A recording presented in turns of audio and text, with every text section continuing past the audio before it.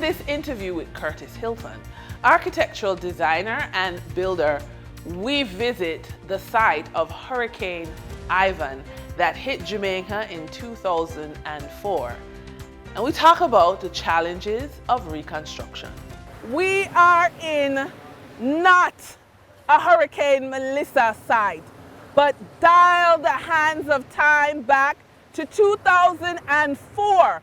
We're in St. Andrew, where Hurricane Ivan came 22 years ago and devastated the community of Caribbean Terrace.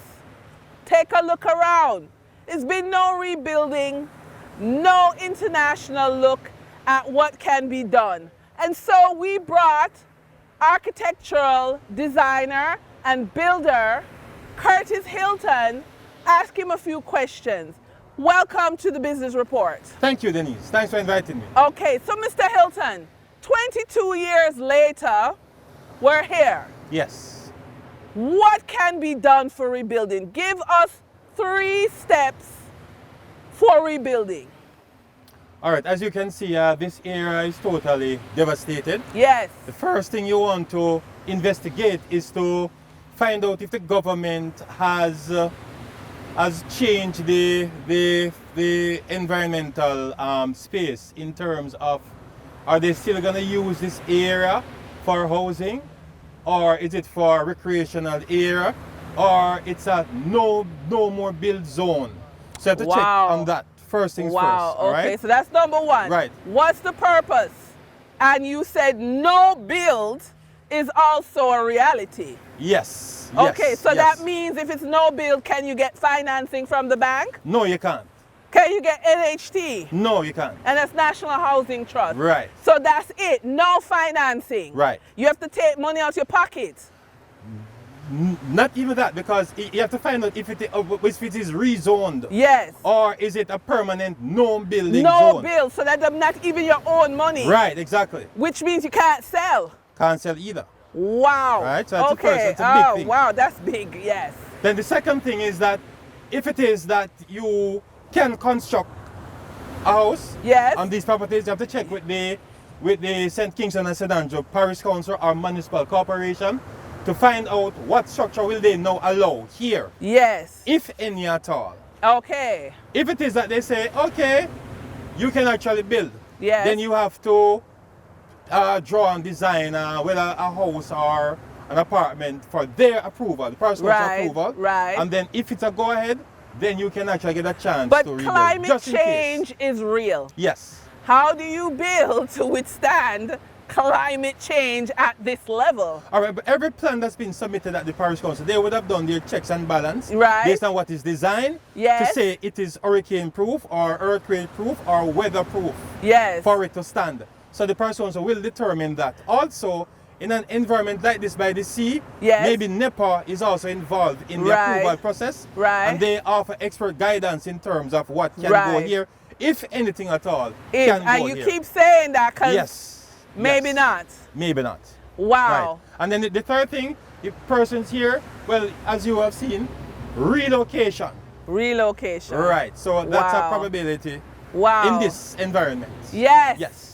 Well, thank you, Mr. Hilton, for that short, brief synopsis of the reality of climate change 22 years later.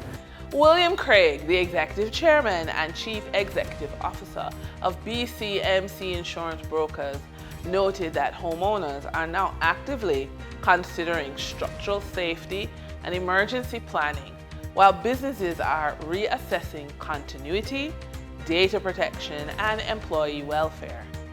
Insurance has played a critically enabling role in this shift as property coverage has allowed families to repair homes, while business interruption insurance has helped organizations to continue paying staff during recovery. At the same time, Craig explained to R.Today that life and health insurance have protected households from compounding financial shocks. I quote, "When used correctly, insurance doesn't replace resilience, it amplifies it." End quote. The BCM PBCJ executive chairman asserted in the interview. He, however, concedes that educating Jamaicans about the benefits of insurance is essential to change their perceptions, since many still view insurance as a cost rather than an investment.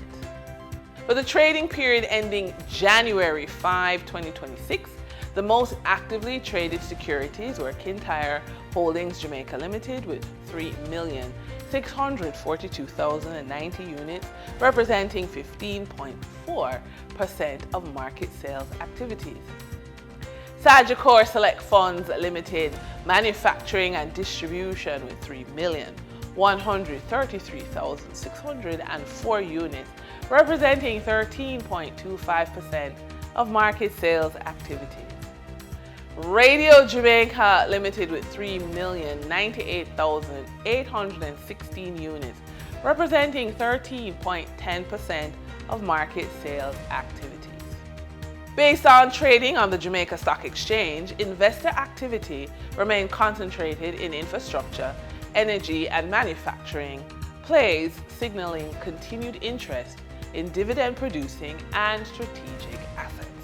Turning to the foreign exchange market, based on Bank of Jamaica data for January 5, 2026, Forex traders recorded significant activity with strong demand across major currencies.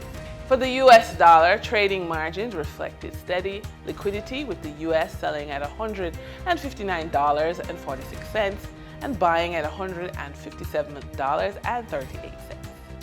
For the Canadian dollar, moderate gains supported by a $7.02 transaction spread. The Canadian dollar sold for $117.09 and was bought for $110.70. For the British pound, continued volatility offered short-term trading opportunities of $2.10 in profits for the banks. The British pound sold for $214.15 and was bought for $212.05. These foreign currency movements underscore the importance of cash flow timing and currency awareness for businesses managing import costs, debt servicing, or overseas exposure. For our credit report tip of the day, a credit score isn't a life sentence. It's a financial tool. When approached with intention, your credit profile can be a reset, strengthened and positioned to give you access to capital that helps you acquire income-producing assets. The difference is mindset and strategy. Instead of using debt to cover short-term needs, you use it to build home ownership, generate cash flow, and create options that move you forward financially. In our funded and focused feature, a well-designed financial wellness program delivers measurable benefits to both employees and the organization. For employees, it provides practical guidance on eliminating debt, understanding credit scores, and tracking expenses so their salary works harder for them. This reduces financial anxiety, improves focus, and restores confidence in day-to-day decision-making. For employers, the impact shows up in higher productivity, fewer requests for staff loans and salary advances, improved attendance, and stronger retention. Most importantly, financial wellness positions HR as a strategic driver of performance, addressing the root causes of financial stress rather than continuously managing its consequences. And that's today's business report. I'm Denise Williams, bringing clarity to capital, markets, and strategy. Until next time, stay informed, stay intentional, and keep building forward. See you soon.